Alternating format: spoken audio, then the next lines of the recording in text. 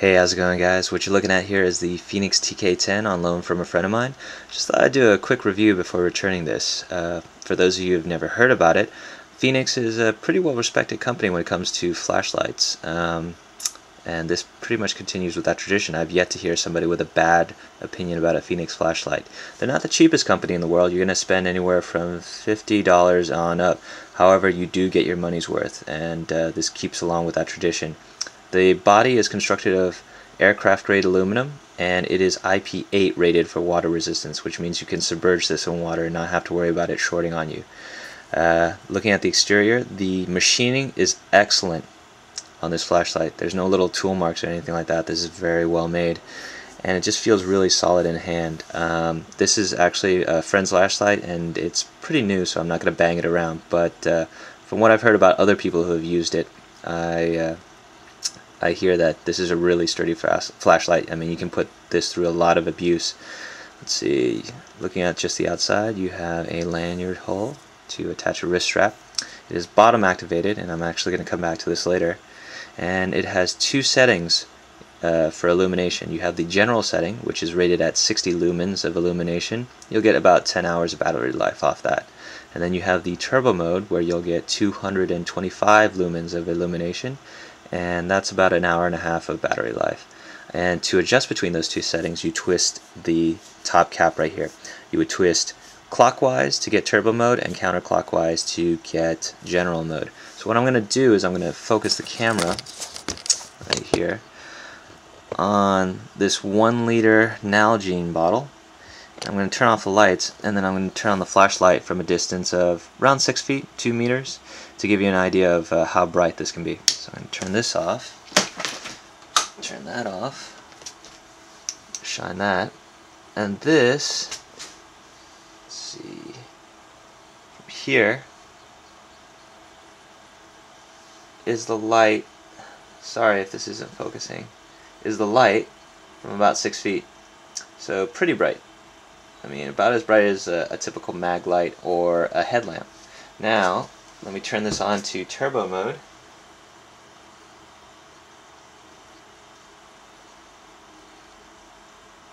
Twist this cap clockwise. And as you can see, that's a really big difference in brightness. Right there. In fact, let's see if I can back this camera up. Not just the bottle, but like this entire area around the bottle is illuminated quite brightly. I'd say it's about anywhere from 7 to 8 feet in diameter for this circle. And turn the lights back on.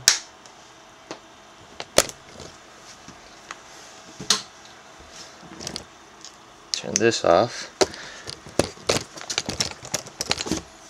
Get back to talking about the flashlight.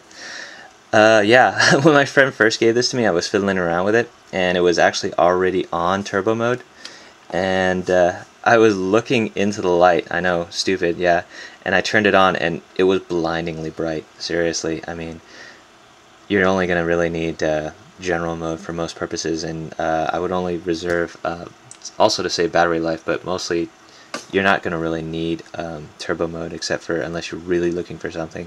And that gets to how this flashlight is marketed. Depending on where you buy it and the packaging that it comes in, this is actually marketed more as a tactical flashlight, which means it's meant for law enforcement, military, and search and rescue teams. Some of the packaging this comes in will show pictures of this mounted on a special bracket mounting, and then used as a weapon light underneath a rifle or a shotgun. Now, the mounting is sold separately, but I can see how this is meant for that, just because this is so sturdy and it can take that kind of punishment. Also, if you're a law enforcement officer and you carry a pistol, this can also be used in what's called the Harry's technique. If you guys don't know, basically what you do is you grasp the hand in your non-dominant hand, and since this has a bottom activation button, you carry it like this, and then say my right hand has a pistol, I carry it like so underneath as a weapon base. So it's good for that. And I can activate it with my offhand while holding a pistol in the other hand. Also, funny thing, this comes marketed with a special ring. See this little brass ring right here? This can be replaced with a little ring that looks sort of like this, but a little bit smaller, this little section right here.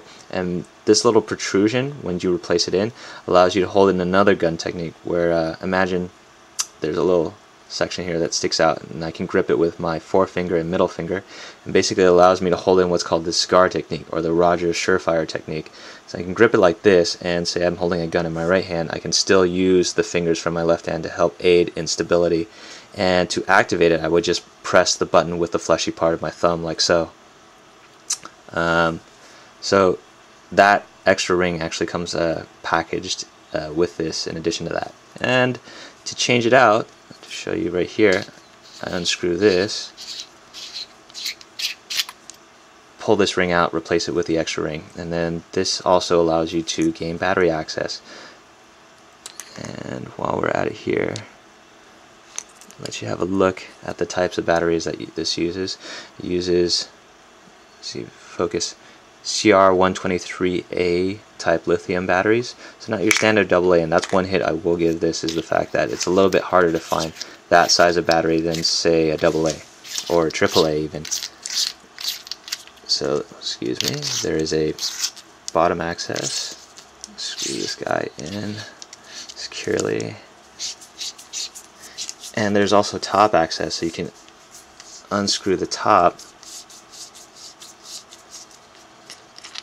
like so, and you can gain access to the batteries from the top. So I actually like that a lot, because when it comes to cleaning, and for a flashlight like this, you're going to be abusing it. You're going to be taking it through rain, through mud, through all sorts of dirty environments. It's kind of nice to be able to take this apart into 3 sections, because it means you're going to be able to clean up every little crevice inside of it. So you can also access the batteries through the top as well. Oops.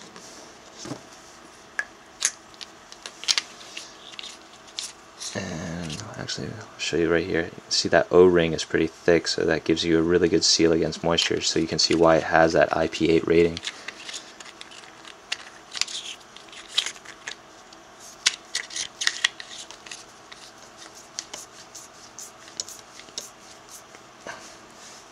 And that's about it. I think for retail, you can get it for about, let's see, MSRP is about $84, although I've seen it for about $65 to $70 on Amazon.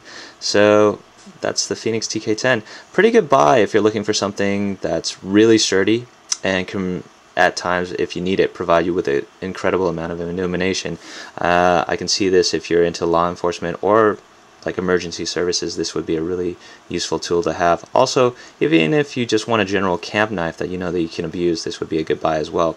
Not cheap, but worth the money. So that's my little review of the Fenix TK10. Thanks for watching. And oh wait, actually, before I forget, it also comes packaged with this sheet. And I know that's just, some of you might just think, okay, whatever, that's just like a gimme that they'll throw in. But you'd be surprised at how these little things make it worth your while, just because if you look at the sheath here, it's got the Velcro closure, and yes, I would prefer a snap on this, but it's well made because I can quick loop it onto my belt with this little attachment right here. And it has an extra loop if I want it to be even more secure, where I could snake my belt through here. And there's even yet another attachment point where I can, say, hook it onto a carabiner and hang it off my pack. So this makes it able for me to carry this flashlight more easier, so that's like a nice little bonus. But anyways, yeah, nice little package for the TK10. If you're looking for something sturdy and strong and provides a lot of illumination, you might want to give this a shot. Thanks for watching, guys, and have a good day.